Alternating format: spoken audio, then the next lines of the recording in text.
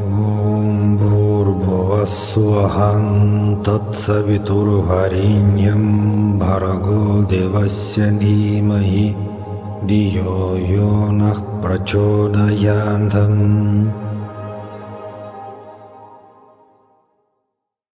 Saram everyone. This video again about philosophy of our beloved Swami Sri Sathya Sai. And as usually, I want to enjoy with them, offer you a couple of quotes, and then let us enjoy discussion about deep meaning of all that words.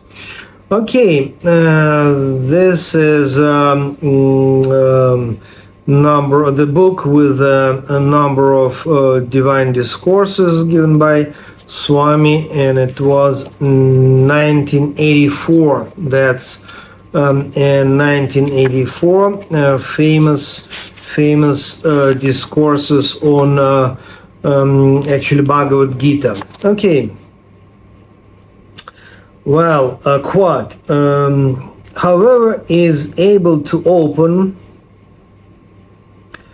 his Jnana Netra, third eye of wisdom, okay, will realize divinity directly. For others, it is all darkness.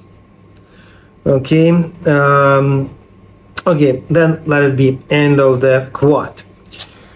Actually, I think that's very important idea, term, and this is third eye. Sometimes we call it third eye, okay, one, two, and then third eye. And in yogic tradition, we call it Ajna chakra. If to count from bottom, it's like chakra number 6. And also one more wonderful name for this divine tool is Jnana Netra, eye of wisdom. Eye of wisdom. And actually in Bhagavad Gita, in one chapter, okay, Krishna just gives his blessings to his friend and disciple Arjuna, and Arjuna, as disciple and actually friend of Krishna, he is experiencing Vishvarupa Darshan. Vishvarupa Darshan means cosmic form of the Lord. And basically this Vishvarupa Darshan chapter of the Bhagavad Gita is attempt to describe Samadhi. Samadhi means the state of enlightenment, the mystical experience of divine consciousness. We have number of attempts to describe this super meditation experience, and of course, maybe the most ancient or one of most ancient, of course, in Bhagavad Gita, exactly Vishvarupa Darshan, when Arjuna just, for a while he was in this mystical state and he like contemplated cosmic form of the Lord. Later on, much later, actually in the end of 19th century, couple of times in some of his articles and books, Swami Vivekananda also was like trying to describe this, meditation, mystical experience of the Lord. Absolute consciousness, absolute reality. We can call it God, Lord, consciousness, Brahman in Sanskrit. And another description of this experience we can find in autobiography of a yogi written by Paramahamsa Yogananda. And of course, that's extremely complicated kind of literature, because how can we explain, describe something which is basically impossible to describe? That's But for most of the readers, for most of practitioners, it's important when some ancient scriptures or gurus at least try to describe all that. And well, when we speak about third eye, this is a very famous place, and actually real location of the third eye is the midbrain. It is not here on the forehead. No, it's actually the real place is midbrain. But okay, we experience normally vibrationally more like between eyebrows, okay, more or less in this area. And also, if we take any Hindu or Buddhist or pictures or statues, of course it's easier to draw, like to like explain the location of the third eye here on the forehead than in the midbrain. But actually real place is the midbrain. Okay. And some people ask a question, is it spiritual at all to try to activate this third eye? Maybe it's not spiritual, because quite often our beloved Swami Sri Sathya Sai, he told us, and actually many gurus told us, that if you try to develop supernatural power, that's actually unspiritual, because you will just go astray, because instead of contemplating divine consciousness, you will try to perform certain miracles, and of course third eye somehow connected with clairvoyance. But what does it mean, clairvoyance? Of course, real clairvoyance, it's quite rare chance to see somebody, and in my opinion, only Sathya Sai is really clairvoyant. All other people, okay, sometimes only, yeah. I don't believe that anybody can be absolutely clairvoyant. Sathya Sai, yes, but who else? Okay. Of course, some healers can use clairvoyance just to understand conditions of the people, health conditions, and then they start to give certain healing, kind of things. Sometimes people try to use clairvoyance improperly. Okay, let's try to know what that person right now thinking about me, or what is any secrets of that person. Let us penetrate into his or her mind. That's improper way to use this great divine tool, which is third eye. And that's really a huge obstacle for the spiritual evolution if somebody is trying to use it improperly. I mean, for healers, if they want to know conditions of the person, and if that person say, yes, okay, my dear healer, you can check my conditions, that's okay. But if somebody is trying to use this clairvoyance for, to know something, somebody's secrets, or to influence to somebody, that's not good. But the real way how can we use the third eye is a totally different stuff. It's a meditation.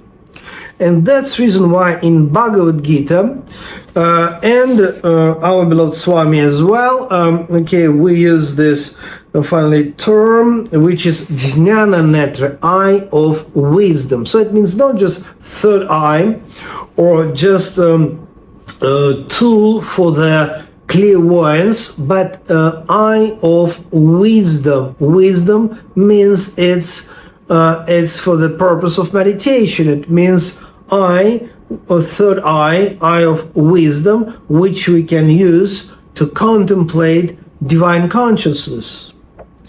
And I hope you remember this chapter from Bhagavad Gita with the description of this Vishwarupa Darshan, how it's happened actually that Arjuna experienced this divine consciousness. It's a wonderful descriptions there in Bhagavad Gita when Krishna blessed Arjuna, his disciple and friend, and what kind of blessing it was. He just influenced his Jnana Netra, just opened his Jnana Netra.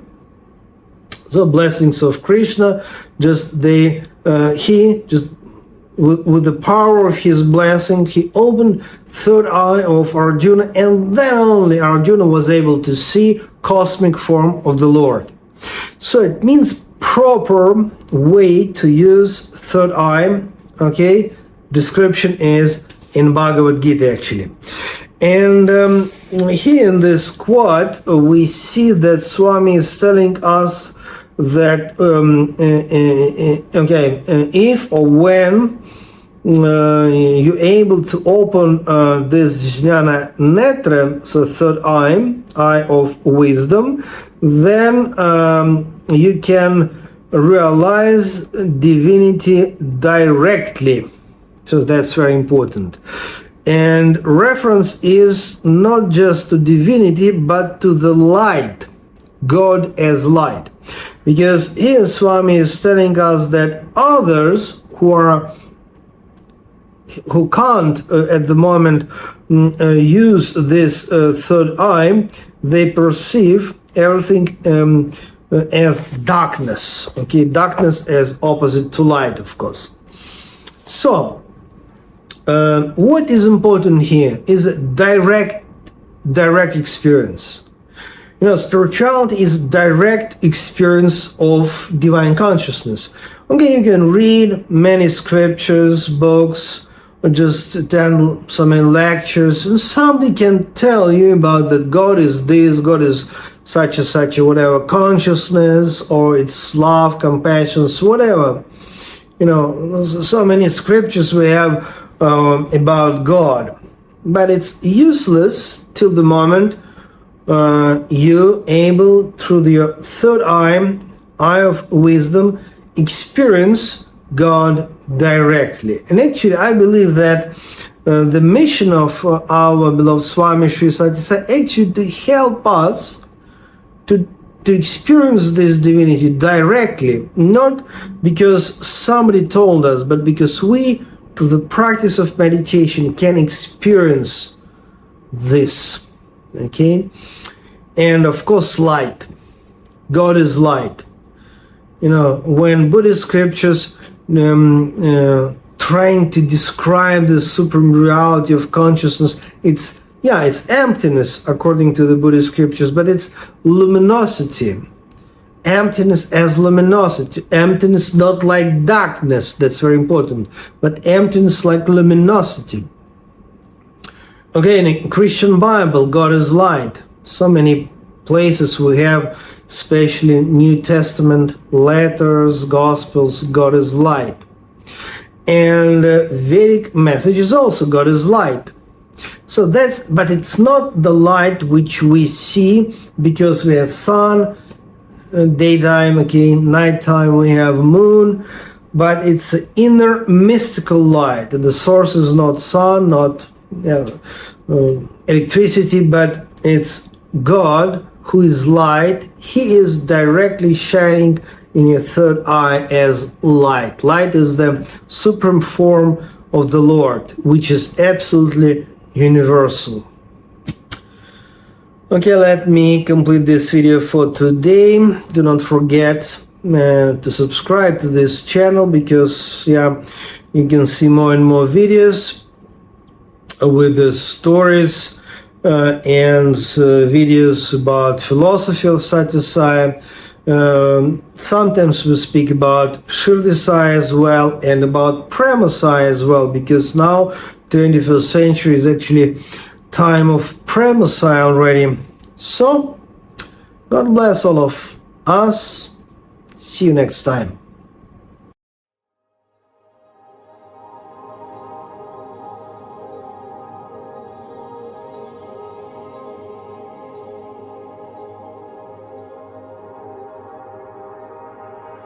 Om Bhurбhuva Swaham Tatsaviturvarenyam Bhargo Devasya Dhimahi Diyo Yonah Prachodayandam